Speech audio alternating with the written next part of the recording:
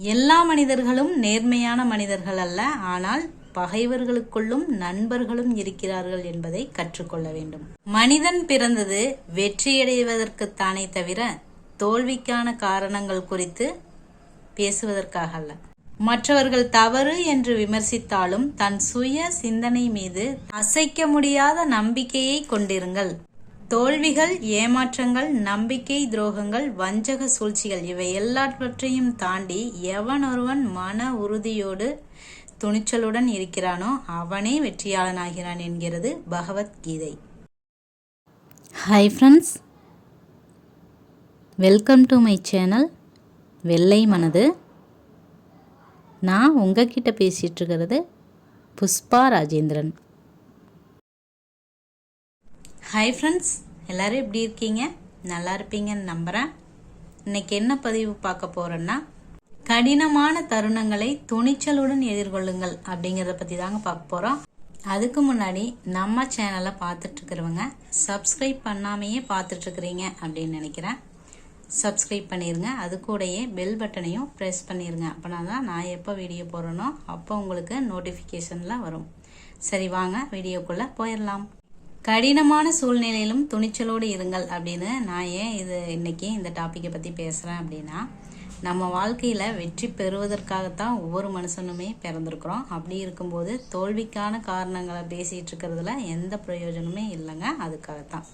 ஏன்னா மான அவமானங்கள், ஏமாற்றங்கள், தோல்விகள், வஞ்சக சூழ்ச்சிகள், நம்மளை நிலைகுலைந்து போக செய்கிற சூழ்நிலைகள், தருணங்கள் இவை எல்லாத்துலேயுமே யார் ஒருத்தர் போராட்டத்தில், இந்த மாதிரி போராட்டத்தில் யார் மன உறுதியோடையும் துணிச்சலோடையும் இருக்கிறாங்களோ அவங்க தான் வெற்றியாளராக மாறுறாங்க அப்படின்னு நம்ம பகவத்கீதையிலேயே சொல்கிறாங்க. அதாவது கிருஷ்ணர் அர்ஜுனனுக்கு சொல்லியிருப்பாருங்க. அதுக்காகத்தான். அது எப்படி கடினமான சூழ்நிலையில கூட மன உறுதியோடு இருக்கிறது, துணிச்சலோட அப்படின்னு பார்த்தீங்கன்னா, அதிசயங்களை நிகழ்த்தக்கூடிய ஆற்றலும் துணிச்சலும் மன உறுதியும் நமக்குள்ளேயே இருக்குது அப்படிங்கிறத நாம உணரணுங்க. இதைத்தான் யாருமே மலைகளால் தடுக்கி விழப்படுவதில்லை, மலைகளுக்கு முன்னால் உள்ள சிறு கற்கள் தான் நம்மை தடுக்கி விழ செய்கிறது. சிறு சிறு கற்களையும் தாண்டி நாம் செல்லும்போது இறுதியில் மலைகளையே நாம் தாண்டி வந்திருப்பதை உணர முடியும் அப்படின்னு சொல்றாரு ரவீந்திரநாத் தாகூர். எல்லா மனிதர்களுமே நேர்மையான மனிதர்களோ உண்மையான மனிதர்களாகவோ இருக்கிறது இல்லை.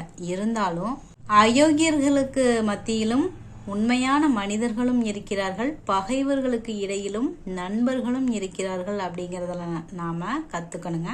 மற்றவங்க நம்ம செய்யறத தவறு அப்படின்னு சொன்னா கூட நம்மளோட சுய சிந்தனைகள் மீது நம்ம அசைக்க முடியாத ஒரு நம்பிக்கையோட இருக்கணுங்க. அதாவது அனைத்து மனிதர்கள் யாரு சொன்னாலும் அதை செவி கொடுத்து கேட்டுக்கணும். ஆனா நல்லதை மட்டும் பிரிச்சு பார்க்கக்கூடிய ஒரு பழக்கத்தை நம்ம கத்துக்கணும். உண்மையான மனிதர்களிடம் மென்மையாகவும், முரட்டு குணம் கொண்ட மனிதர்களிடம் கடினமாகவும் அணுகுவதற்கு நாம் பழகிக்கொள்ள வேண்டும். துயரமான நேரங்களிலும் கண்ணீர் விடுவதில் தவறில்லை, துயரமான நேரங்களிலும் சிரிப்பது எப்படி அப்படிங்கிறதையும் நம்ம கத்துக்கணுங்க.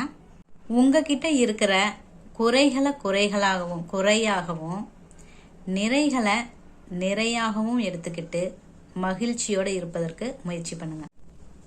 ஏன்னா இருட்டை குறை சொல்றதை விட வெளிச்சத்தை ஏற்றி வைக்கிறது நல்லது, விளக்கு ஏற்றி வைக்கிறது நல்லது இல்லைங்களா? இந்த மாதிரி உங்களை விமர்சிக்கிறவங்களையோ இல்லை கஷ்டப்படுத்துறவங்களையோ நினச்சி புலம்புறதுல எந்த பிரயோஜனமும் இல்லை. நம்மக்கிட்ட இருக்கிற நிறை குறைகளையும் நினச்சி பார்த்து நம்ம சந்தோஷப்பட்டுக்கிறது நல்லதுங்க. ஏன்னா மற்றவங்களோட விமர்சனங்களுக்கு நாம் மனம் தளர்ந்து போகாமல், மனம் தளர்ந்து போகிறதுக்கு பதிலாக நம்ம கிட்ட இருக்கிற நல்ல விஷயங்களை நினச்சி நம்மளை நாமே புகழ்ந்துக்கலாம். அது மூலமாக நம்ம துயரங்கள்லேருந்தும் கடினமான சூழ்நிலைகளிலிருந்தும் வெளிவர முடியுங்க. கடினமான சூழ்நிலைகளில் கண்ணீர் விட்டு கூட நாம் அதைய மறந்துடலாம். அதே மாதிரி நம்மக்கிட்ட இருக்கிற நல்ல விஷயங்களையும் நாம் எடுத்துக்கலாமே.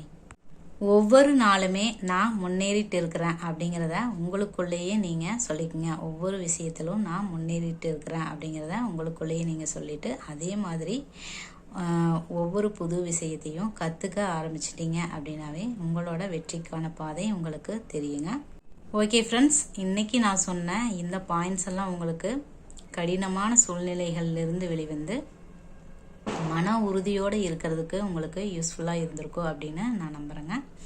பிடிச்சிருந்தது அப்படின்னா ஒரு லைக் பண்ணுங்கள். யூஸ்ஃபுல்லாக இருந்துச்சு அப்படின்னா ஷேர் பண்ணுங்கள். தேங்க்யூ.